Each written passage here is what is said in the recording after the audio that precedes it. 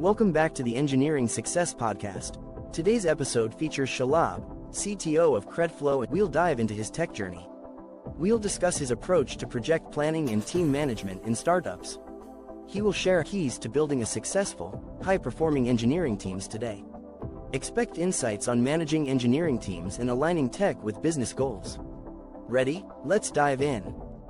Shalab, welcome to the Engineering Success Podcast. The whole idea of starting this podcast has been that in the last few years, engineering has changed. We are doing so much with lesser number of people, deploying faster, deploying better.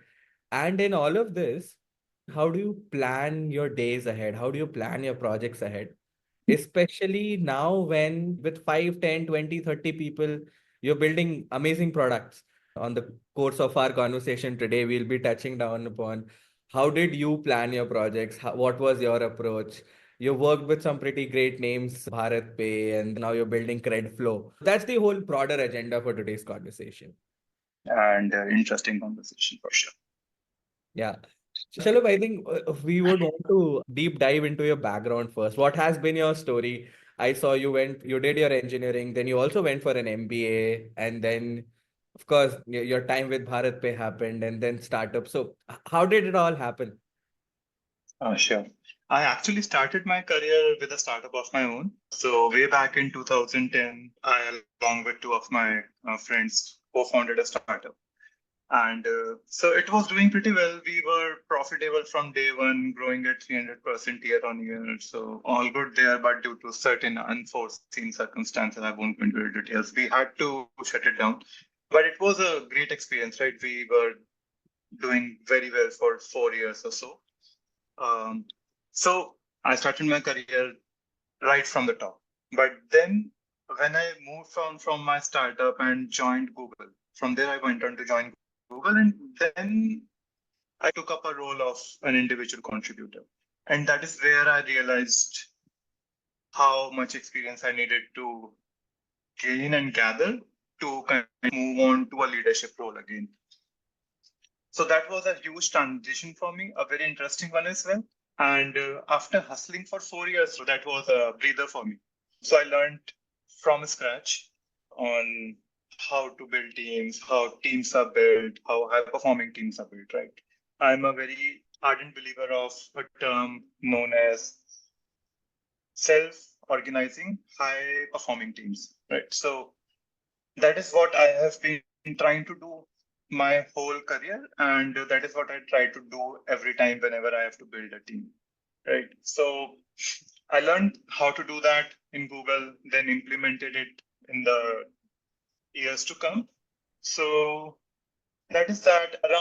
Sometime around 2017, I moved to manager role again, right? That was an engineering manager role. So I took it slow, moved from Google, I moved to another startup. There again, I was an individual contributor, a very stealth mode startup, and then moved on to another company called 3Pillar, where I took up the role of a manager. And from there, it has been an uphill journey where I've moved up the ladder, not just corporate ladder, but also the maturity ladder. So that is how I've been taking it. And to be honest, around 13 years into my career, I realized that now I have enough maturity to take another dig as the startup CTO again. So here I am at Credflow in the role again where I started my career with. So that has been my journey. You asked about MBA, right? MBA is a funny incident. Family was after my life to get married or so. So I decided that I don't want to marry right now. I still have to do a lot of stuff. So I joined an executive MBA at IIT Delhi. That was the main driving reason to do that. Yes, it was a great opportunity where I did get to meet a lot of people, build a huge network of like-minded, interesting colleagues, college mates, and then learned a lot as well. Right, groomed a lot of my skills there, non-technical skills. But yes, that was a great experience. So, your first startup was straight out of college after engineering? Yes. In fact, I was in the fourth year of my college when we started that. Okay. So you were leading straight out of college or alongside college, and now you're back into it again. What is different this time with all the years of experience of working with different companies? How is it different this time? I think a lot has changed over time and a lot has not changed. So, one thing that I always tell my team as well, my fellow engineers as well, that programming languages is something that you should focus on. Yes, writing code and everything, that is important. But tools have matured so much over the last 15 years, right? All the tools that you use, whether it is writing code, whether it is reviewing code, whether it is automated testing, automated code reviews, automated deployments, anything. So the tools have matured so much over the last 10, 15 years that the things that used to take a lot of time back in 2010, 12, now those things are taken for granted. For example, way back in 2010, 11, auto scaling on AWS was in very nascent stages. Now we take it for granted that your servers will auto scale, your clusters will auto scale. So that was not there then, or it was very nascent. Kubernetes was not there. Now people take all of these things for granted. That's just there. So that has changed. Tools have been at your disposal very readily now. So it becomes very easy to do things, to learn things, and to execute. So this means that instead of just focusing on writing code or doing these things, you should focus more on how to build softwares which will directly impact the business. Right. So around 10, 12 years back, we used to focus on writing good code. Still, you have to do it, but writing code, building things, and then taking a lot of time to move it to production. Yeah. Right. So engineering comprised of all of those things. It's not that it doesn't comprise of these things, but it takes lesser time to do it. So you have more time on your hands to build things right the first time. Right. Focus on the end goal, focus on the business goal. So that has been a change that I've seen over the last 10, 15 years, which has happened if I talk about just engineering. But apart from that, another thing that I've seen changing is the mindset of people, right? So the mindset of people around 10 years back was very different as compared to how it is now. It can be a good thing, it can be a bad thing, but it has changed. I honestly feel that people way back in like 2010, 11 used to hustle a lot more, used to spend a lot more time doing core engineering than people now. Like now people like to focus on a lot of other things. Maybe social media is to blame, I don't know. But yes, that's a change. One thing that you said was now you are supposed to produce your software that directly impacts the business. Uh, the challenge with this is, of course, we know that this is super important, but the way things are happening right now is as and when more and more people, when they're doing startups, you're not coming from a legacy management background, or you're not coming from an engineering, or for that matter, you're not coming from any leading or building things environment. So this is all very new for you. You being able to lead a team, you being able to building that business acumen to see how your engineering relates with the business, or how does it relate with the customer, how's the customer interaction. That acumen was not built into people. Your traditional engineering courses doesn't teach you that. So Yes. how did you do that? So I started doing my own startup right out of college. So I think that has been a very crucial step for me, or a very crucial point in my life where I started focusing on business more rather than just building something. It doesn't happen, like not everyone gets that opportunity, right? So for me, that has been there right out of college, and then get thrust into business, and then visiting a lot of client overseas, and working with them in their workshops, in their manufacturing centers, and see how businesses work. So I had that luxury, not everyone does.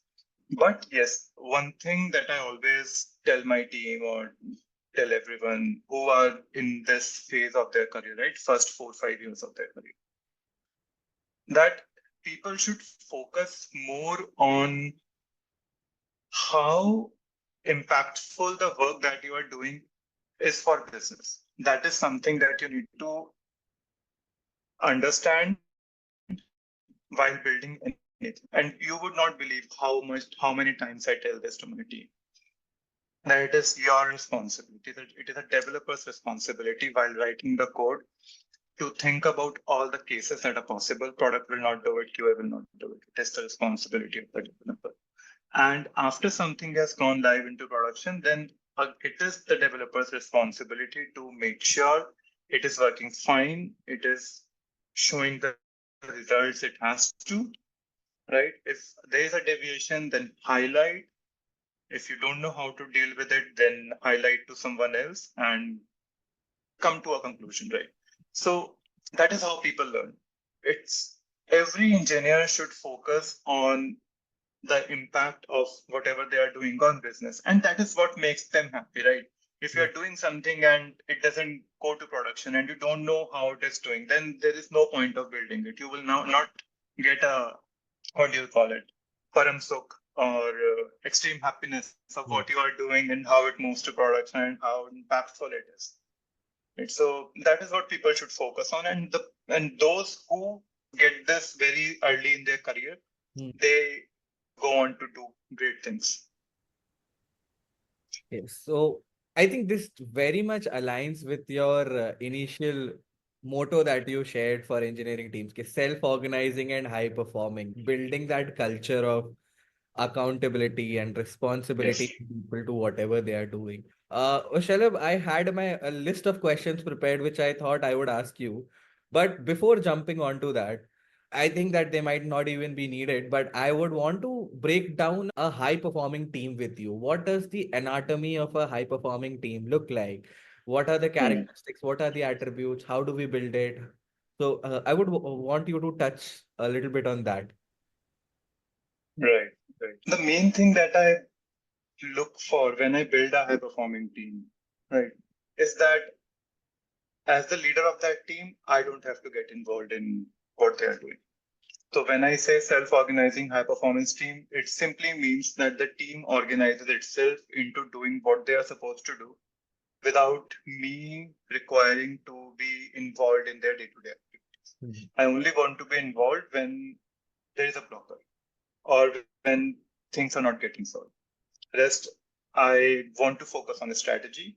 I want to focus on maybe things which are outside the purview of the team that is doing the engineering work, or maybe just play goals. I don't know, but focus on. So that's how I look at it. When we look at how the team becomes a self-organizing team, right? That's that. So it's easy to say self-organizing. And how do you make a team self-organizing? It simply boils down to finding internal leaders in the team, right? Every person might have a leadership skill where at some, what do you call it, to some degree, right? Everyone would have a leadership quality to some degree on different points. Some person might be good at managing people. Some person might be good at managing engineering deployments. Some might be good at managing the agile or scrum that we do. So people have their different varied skills, different varied expertise. And as the leader of the whole team, it is my responsibility to figure out these niches in everyone, these skills in everyone, and then grooming them, and then helping all of these people to take those roles in the team. Yeah. Right. And a team would comprise of few senior guys and more than seniors, there would be juniors.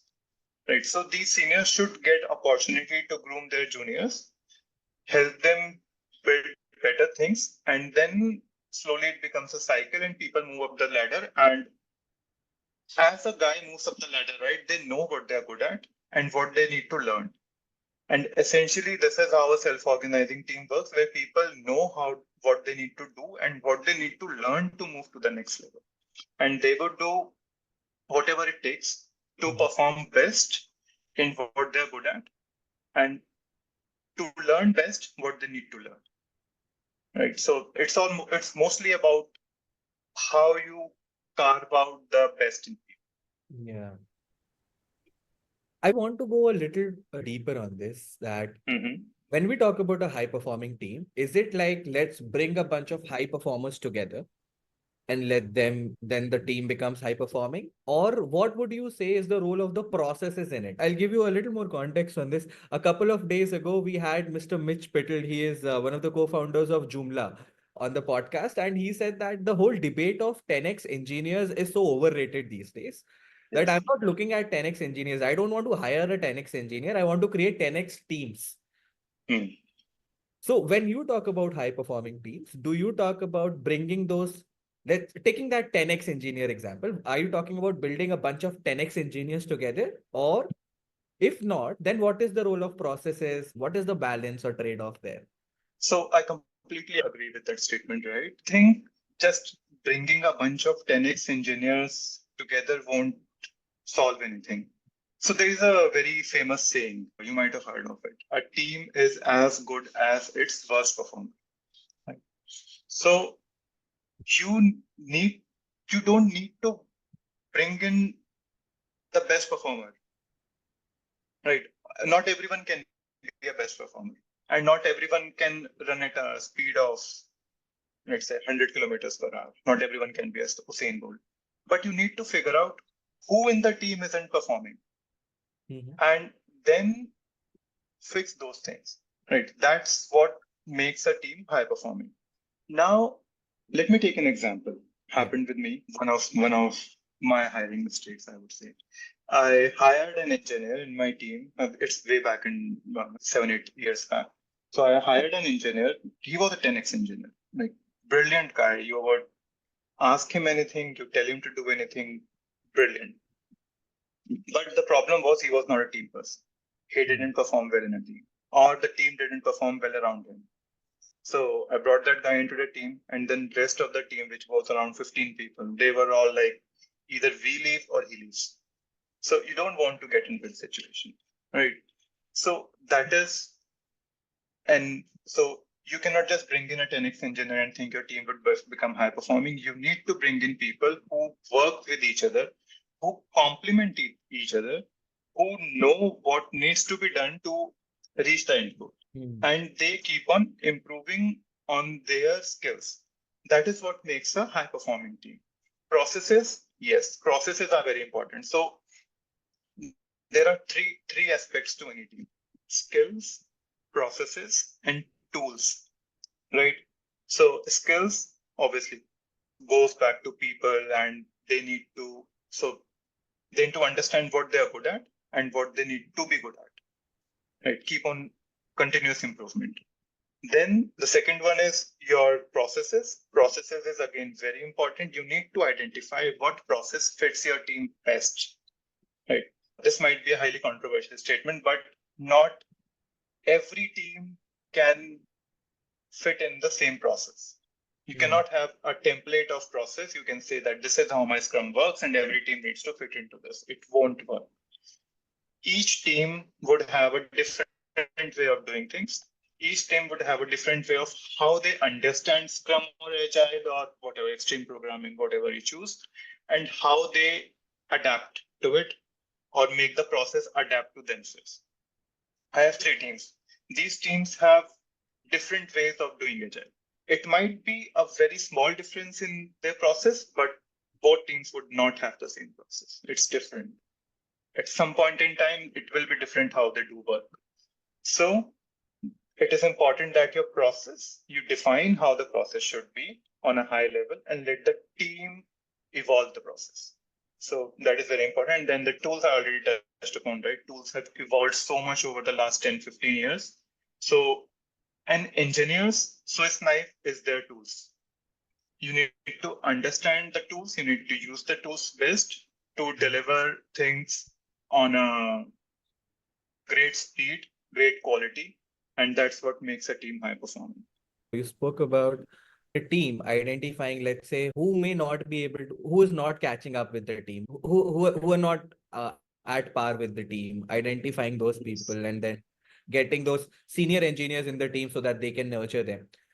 One that has been around lately is that, especially with startups, because smaller team and now everybody needs to have that business acumen. If not everyone, then most people, so that they build the right kind of people. You don't have that luxury of experimenting to that level that we could do earlier. Now, with limited capital, limited team, there's only so much that you could do. In this process, how can a smaller team, how can a team leader ensure that this person catches up? Or what are the things that you could do to get that person up to speed with the team's performance? Essentially, you start small. The most important thing is identifying what the person lacks. Like many times I've seen that the person who is not able to catch up with the team, right? It might not be a problem with his skill or his ability to catch up, but it can be a problem with that person's. You can say there might be some personal issues with that person, or he's not adjusting well with the team, or he has some kind of issues which are not work related, right? So if those are the issues, right, and I would not be wrong in saying it that around 50 or 60% of the cases would be this, right? There are many people who don't adjust well with the team. They're not able to make friends with their colleagues and not able to just adjust. So identifying that, and that's the first thing a team leader should look at. And if the issue is any of these, then they're easy to solve, right? You don't have to go into upskilling a person in this case. You need to identify the accessory things which are impacting that person's performance and maybe solve them and have that person in a comfort zone where he can perform. That is one. But if eventually if it boils down to a person's skills, right?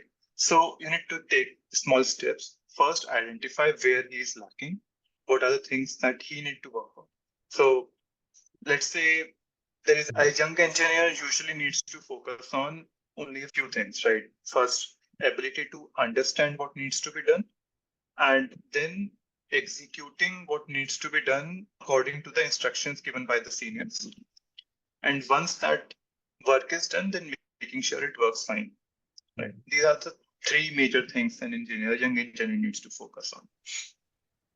So understanding when you are not able to, if someone is not able to understand what needs to be done, right, then maybe spend some extra time and help him understand in the language that he understands, and then maybe groom that person to understand in the language that everyone understands. Right? Small baby steps. Then, if a person is not able to execute what needs to be done, maybe is not able to write code, then help that person to learn the technology on his own time, right? So that person, help that person with the stuff that he needs to learn, the resources that he needs to use to learn those skills, and slowly bring him up to speed. And finally, the final step, which I said, right, after your work is done, making sure it works, that's what most engineers lack. They just write code and don't look at how it works. But that is an essential part, right? So that is the, I would say, the biggest missing piece in all of these things, but the easiest thing to do for any engineer. So I don't think that needs a skill to build. That's mostly about being attentive to what you're doing. So that is that. So I think that is how you groom an engineer to pick up the work that needs to be done. But there are outliers, people who are not able to catch up at all. Maybe this technology doesn't suit them, the environment doesn't suit them. So last but not the least, you might have to take the hard step, but that's the reality of it. Yeah, there are outliers, of course. You can help only to a certain extent, beyond which, of course, things are not in your control. One thing is that when you, especially in startups, your rate of deployment is a little more than what you would see in an enterprise or a mid-level enterprise. You're doing more, of course, and you're doing it faster. So how do you trade off the debate of velocity versus quality in engineering? How do you look at it? What has been your approach? And how has that approach evolved in the last few years? I'm a firm believer of this trade-off between quality and speed, right? That kind of ties a lot into the stage at your company is right now and your business goals. Not every business by choice would need your quality to be very top notch, because obviously if you are building something very high quality, you want there to be 100% test coverage and then automated deployments and then sanity tests and then all the checks and balances around it. That would take a time to build, right? People would might deny it, but yes, it takes more time than just building working applications. So this trade-off ties a lot into the organization's current stage and the business goals. Not every organization want to be super fast, not everyone want to be super high quality. And I have seen both contrasts in the last, you can say, 3-4 years. So my approach is understand, and the beauty of this is that the business doesn't understand what it wants. It's the responsibility of the tech leader to understand what the business wants and then align the team accordingly. Right. So in my last organization, which was Savvy, it's a Philippine-based fintech, the penchant for writing higher quality code was more than shipping out things a lot faster. So there we had time to focus a lot on quality. And the work that went out was obviously a lot higher quality. There were a lot of test cases that we wrote. Obviously, it didn't happen from day one. It happened only after the product reached a certain level of maturity. But then we had a lot of time to build unit test cases, build QA processes, and all of that. Then, if I look at Gradeflow right now, we are in a rapid growth phase. So we have to take that trade-off and focus a lot more on velocity as compared to quality. It's not that the work that we are doing is subpar. It's just that if there is a small difference I have to make and there is a choice, I would focus on velocity and ship things out first and then focus on improving it down the line. And that's how the lean startup overall concept works, right? You ship things out faster, I get early feedback and keep on revolving, iterating, the things to. Ashanab, I saw that you're also an author. Can we talk about that? Sure. I've written a series of books on Flask framework. It is a Python-based web framework. So that is interesting. I started writing the first edition of my book way back in 2014. So the major reason behind doing that was the lack of resources on Flask framework. So Flask is a web framework on Python. It's called a micro web framework. Like it's very small. People usually have heard of Django or 10 years back, right? Flask was not that popular, but Django was very popular. And Flask started out as an April Fool's joke. Right. So the author of Flask, Arvind Runachar, he wrote the whole web framework in a day or two as an April Fool's joke, and it evolved into a full-fledged web framework. So there were a lack of articles or even the documentation of. So in my startup, in the first startup that I had, we actually built a web framework on top of Flask. Right. So my understanding of Flask was a micro web framework, and we built a full-fledged web framework on top of Flask suited for enterprise applications. Right. So that is what we did. And so my understanding of Flask was pretty deep. I understood how it works, how it needs to be integrated with different libraries to make it work well. I was writing a few articles around it. And then I think the publisher, they stumbled upon some of my articles and approached me to write the book. So I did that. I was not sure how successful it would be because not a lot of people use Flask, but it exploded. It was in the first edition was a suggested reading in University of San Jose as well for I think 1 or 2 years.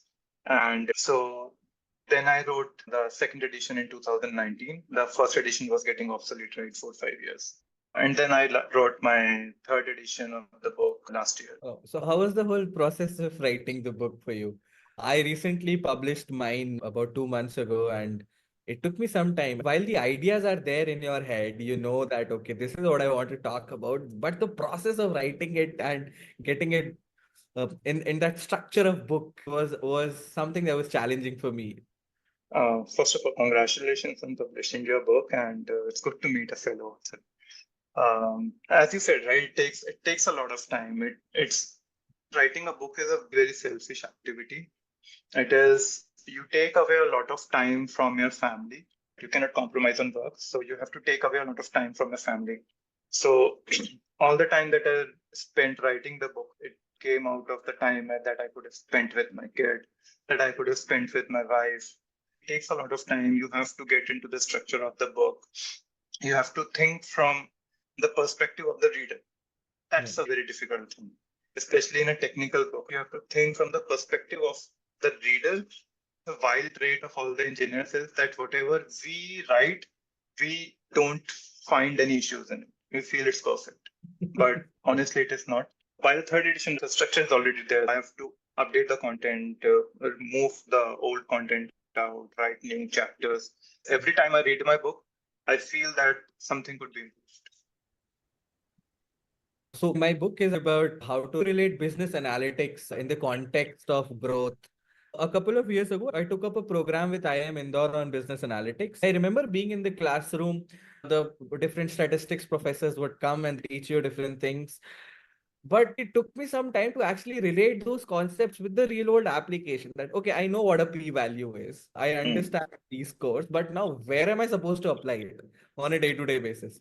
I had notes from back then. Okay, this concept means this problem. This time when I was writing the book, I thought, okay, I need to talk about it, but I don't want this book to be a maths book. I don't want to Mm. teach statistics. I would take those concepts of statistics and try to relate it with a real life business problem that you're solving. So essentially, you're looking at a 3 to 4 page chapter, but with only 2 to 3 maths questions that you're supposed to solve. But it's more about, okay, this problem, you look for this data set and apply this concept. That's how you will be able to solve it. Even in my experience, when I wrote it for the first time, I thought, perfect. This is how somebody else would understand it.